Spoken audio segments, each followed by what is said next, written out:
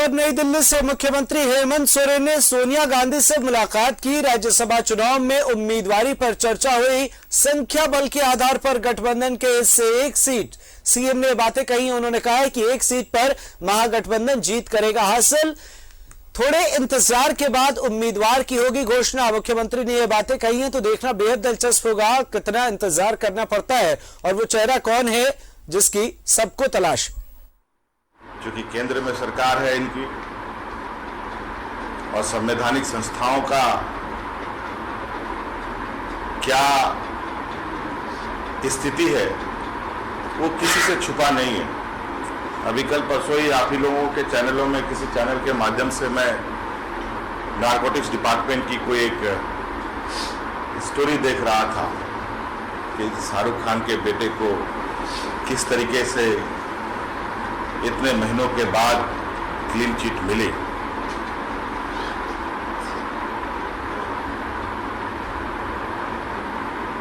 मैं कमोबेश उसी कड़ी को इस ईडी की कार्रवाई के साथ देख रहा हूं। ईडी की कार्रवाई किस संदर्भ में हुई है आप सबको मालूम है।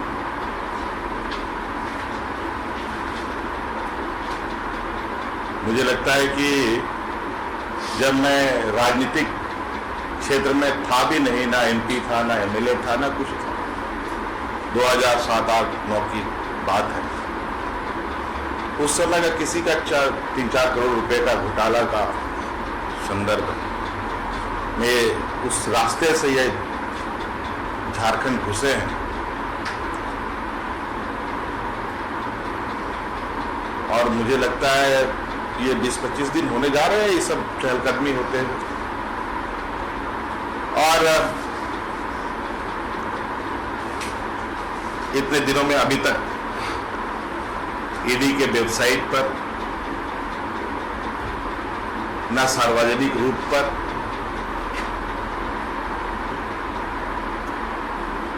एक भी बातें देश की जनता को नहीं बताई, ना बता पाने में सक्षम हो पाई कि इसमें इन्होंने क्या पाया, क्या प्रगति है, क्या स्थिति है। चलिए आगे बढ़ते हैं।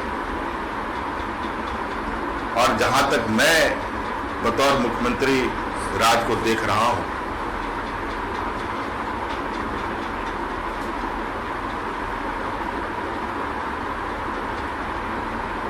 ईडी मनरेगा के घोटाले की जांच कर रही है जो हमारे राज्य के 2 जिले खूंटी और चतरा में हुई थी।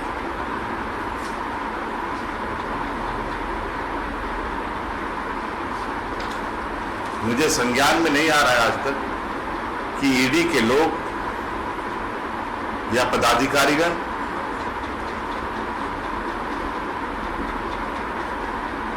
मनरेगा के केस को लेकर उन जिलों तक गए भी हों और उन से संबंधित पदाधिकारियों से पूछताछ भी की गई हो। अगर की गई होगी तो मुझे लगता है कि यदा कदा कोई, मुझे नहीं लगता बहुत उसमें कोई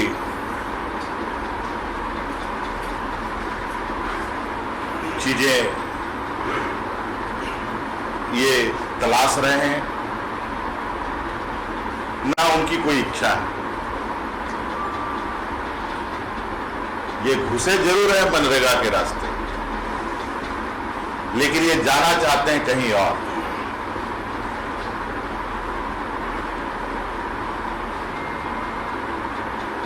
वो भी देखेंगे, समय आने दीजिए, परत दर परत चीजें आएंगी।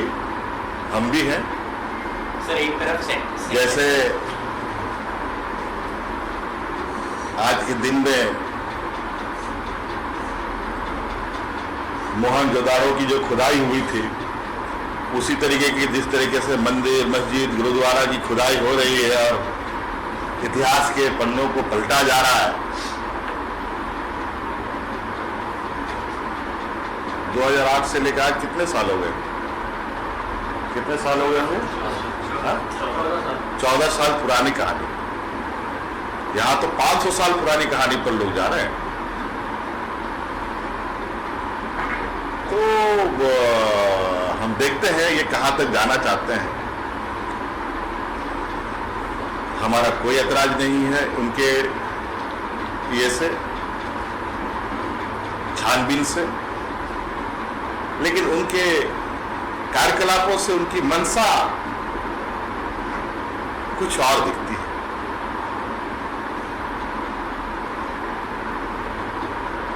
हमारे राज्य में हमारी सरकार बने हुए लगभग 3 साल होने जा रहे हैं। 3 साल लगभग हम सब लोगों ने कोविड से लगभग 2 साल कोविड को देखा है, पूरे देश ने देखा। हमारे राज्य में ना आज तक कोयले का ऑप्शन हुआ, ना आयरन ओर का ऑप्शन हुआ, मेजर मिनरल तो कोई हुआ ही नहीं, बल्कि माइनर मिनरल के भी ऑप्शंस नहीं हुए।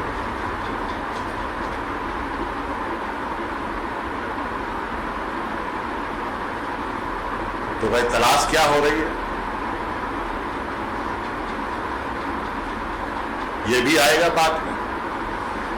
ये भी आप लोगों को मैं एक सवाल छोड़े जा रहा हूं, जरा पता कीजिएगा। कल आप लोग भी अपने इन हथियारों को लेकर उनके सामने रख जाइएगा, पूछिए। सर, डिफरेंट तरह के चैलेंजेस आपकी गवर्नमेंट फेस कर रही है, आप कॉन्फिडेंट हैं कि गवर्नमेंट जो है अपना पूरा कोलिशन झारखंड कंप्लीट करेगी? एक राजनीतिक रूप से, वहां भौगोलिक रूप से, कई मायने में झारखंड एक अलग अपना कैरेक्टर रखता है। एक तो आदिवासी बहुल राज्य, सबसे अधिक आदिवासी लोग,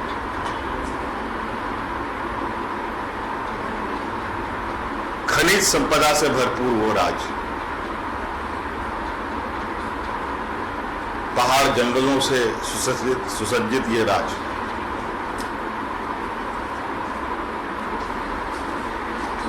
और जिस राज्य की स्थिति आज देश के सर्वोच्च राज्यों में से एक होता, आज वो राज्य देश के सबसे निचले पायदान पर। राज्य के अलग हुए हमारे 20 साल हो चुके हैं। 20 सालों में किसने सरकारें चलाई, मुझे आप सबों को बताने की आवश्यकता नहीं है। आजादी से लेकर आज तक, आजादी से पहले भी, देश आजादी से पहले, राज्य आजादी की बात नहीं कर रहा, उस समय से लेकर आज तक हमारे राज्य में खनिज संपदाओं का उत्खनन होता है। देश के बड़े बड़े उद्योग हमारे राज्य में लगे, बड़े पैमाने पे नहीं, बहुत बड़े पैमाने पर हमारे वहां के आदिवासियों को, वहां के मूलवासियों को, वहां के दलितों को, वहां के पिछड़ों को विस्थापित किया गया। आज झारखंड के विस्थापित आदिवासी आसाम में मिलेंगे आपको, बंगाल के चाय बागान में मिलेंगे, यहां तक कि बेंगलोर के टी गार्डन में भी आपको मिलेंगे। पूरा समूह मिलेगा। विस्थापित हुए लोग भारत सरकार के उपक्रम बॉर्डर रोड ऑर्गेनाइजेशन में मजदूरी करते हुए आपको दिखेंगे लेह लद्दाख।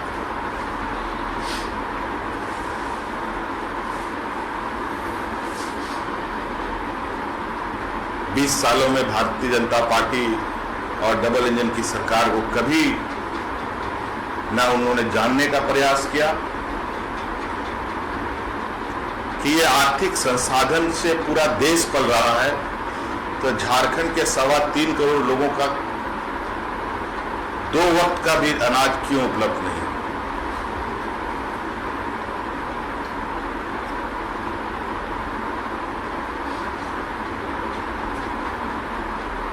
हमने उस पर थोड़ा सा रिसर्च किया, थोड़ा उस पर गहराइयों तक जाने का प्रयास किया।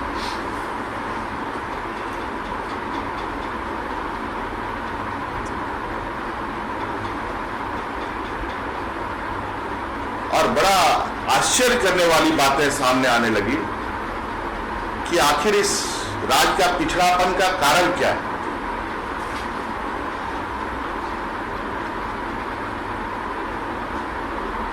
इस राज्य का पिछड़ापन का कारण उस राज्य की जनता नहीं है।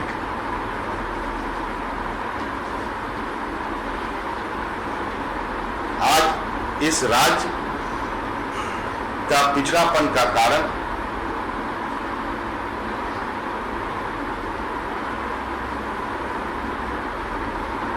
झारखंड राज्य में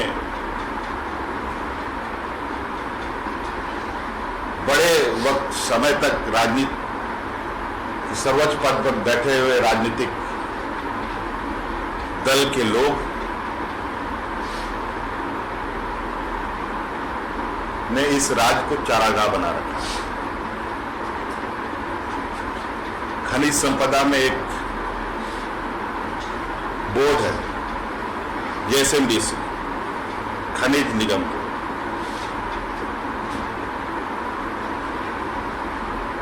बीस साल के कार्यकाल में पहला राजनीतिक व्यक्ति उसमें उसका चेयरमैन बना, वो भी भारतीय जनता पार्टी का, पहली बार। मैं नाम नहीं बताना चाहूंगा, आप लोग को खुद पता चल जाए। जब वो चेयरमैन बने तो भारतीय जनता पार्टी की एक बड़ी पार्टी ऑफिस उसके कार्यकाल में बना। काफी अखबारबाजी भी उस समय चली थी।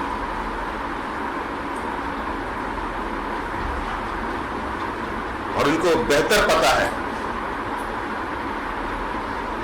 और मुझे लगता है इनके लिए ये एक ऐसा राज्य रहा है जहां से ये पूरा अपना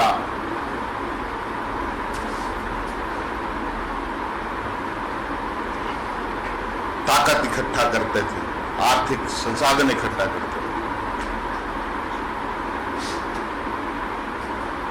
जब हम पिछड़ेपन की गहराइयों की ओर जाने लगे तब हमें पता, अरे इतने लंबे बकाया भारत सरकार से आजादी से लेकर आज तक क्यों नहीं मिला। अगल बगल के राज्यों को मिल गया, हमें नहीं मिला। जब हमने उसकी गणना शुरू की और गणना करते करते हम भी आश्चर्य हो गए कि इतना बड़ा अमाउंट हमारा बकाया भारत सरकार पर है। हम ताजुब। हमने भारत सरकार को पत्र लिखा कि राज्य सरकार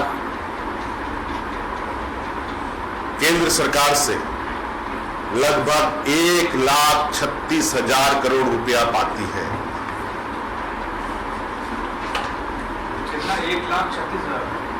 1,36,000 करोड़ रुपया अगर चाहिए, वो कॉपी हमारे पास है। सालाना नहीं, आजादी से लेके आज तक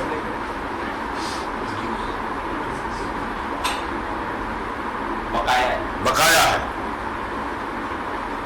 और उस मद में मुझे समय समय पर भीख के रूप में 200-300 करोड़ रुपए मिले हैं। अभी ऐसा नहीं है, जो दरवाजा मुझे लगता था कभी नहीं खुलने वाला है, अगर शायद भारतीय जनता पार्टी की सरकार रहती तो वो दरवाजा वैसे भी नहीं खुलता।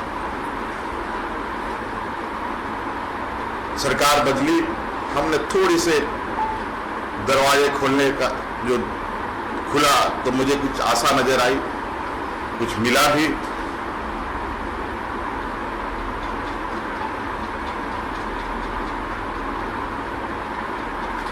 और कई चीजें हैं।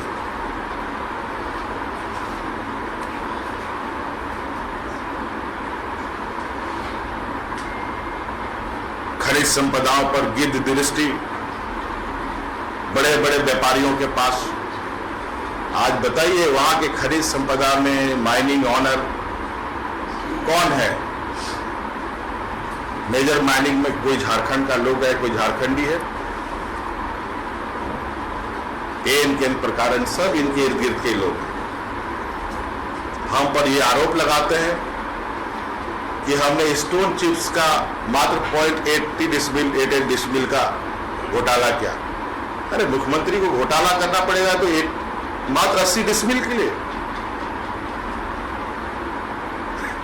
ये तो हंसी वाली बात है।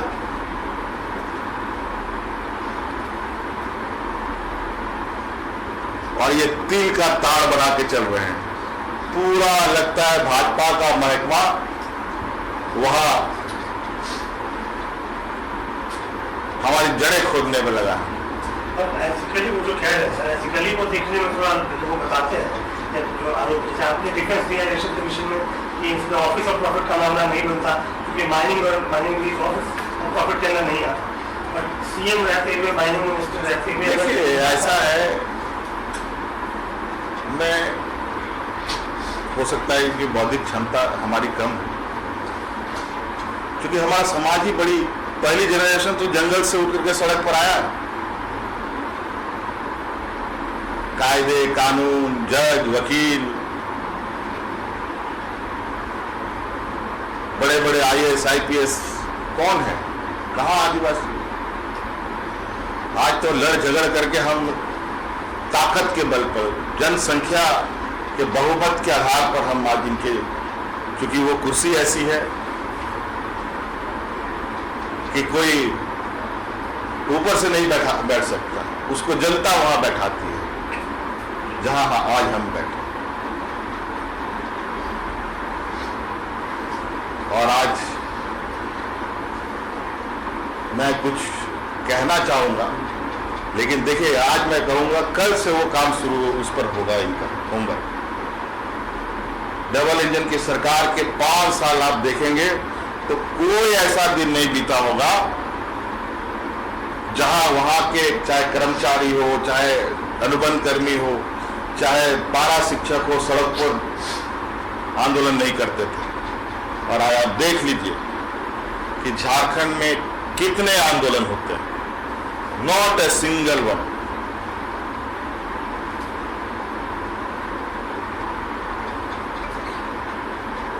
एक भी कोई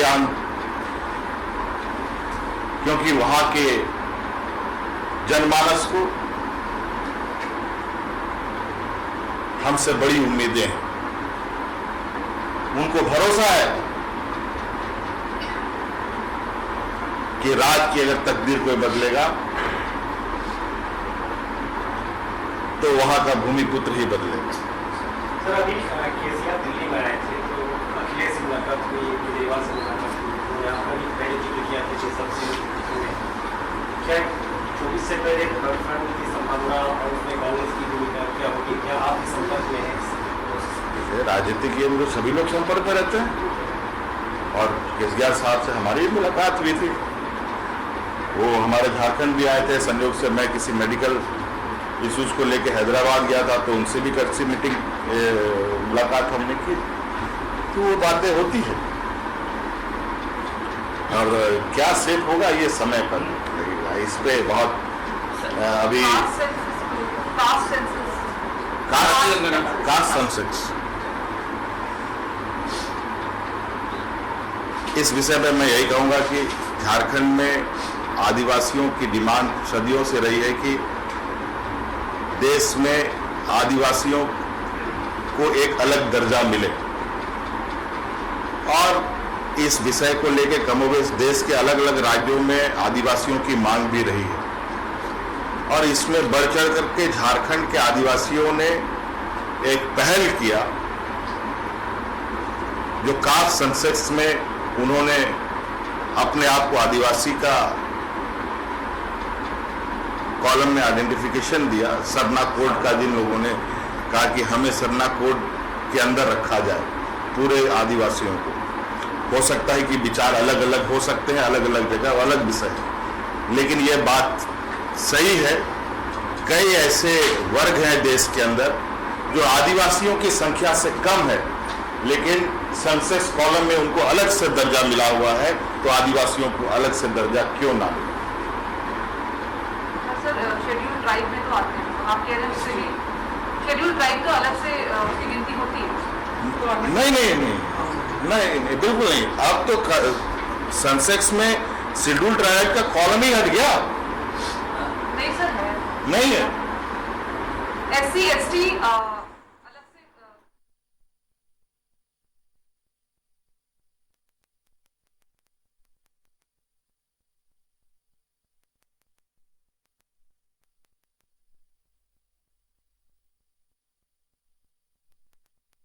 तो चलिए, मुख्यमंत्री ने एक प्रेस कॉन्फ्रेंस की और अपने तमाम उन मुद्दों पर अपने प्रतिक्रिया रखी जिससे आमतौर पर बचते रहे, और हर एक मुद्दे पर उन्होंने खुलकर अपनी बात रखी और कहा कि किस तरीके से केंद्र सरकार उन्हें प्रताड़ित कर रहा है, केंद्र सरकार से उन्हें सहयोग नहीं मिल रहा है। इसके साथ ही उन्होंने यह भी कहा कि हमारे लोगों को कभी मौका नहीं मिलता और किसी तरीके से अगर हम यहां तक पहुंचे हैं तो ये फिर बीजेपी वालों को पच नहीं रहा और वो लगातार हमारी जड़ें खोदने में लगे हैं। चलिए,